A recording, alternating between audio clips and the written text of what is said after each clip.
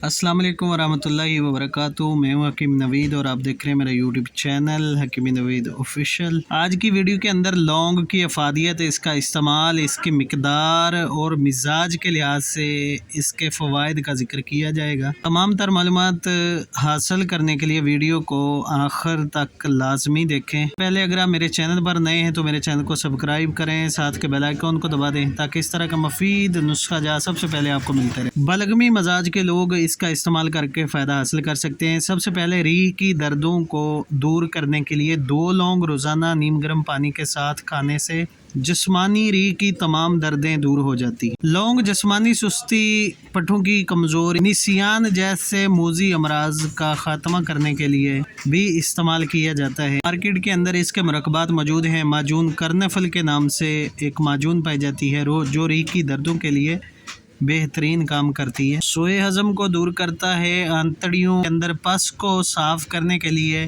खून की विस्कासिटी को दूर करने के लिए लौंग का इस्तेमाल बहुत ही मशहूर है।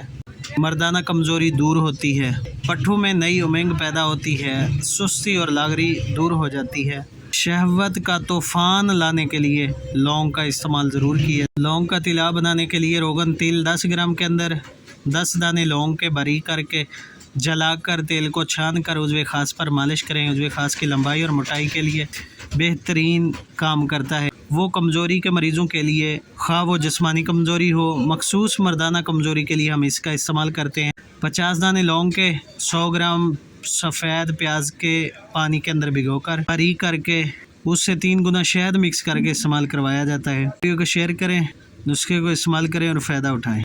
मिलते हैं नेक्स्ट वीडियो में। अल्लाह हाफिज़।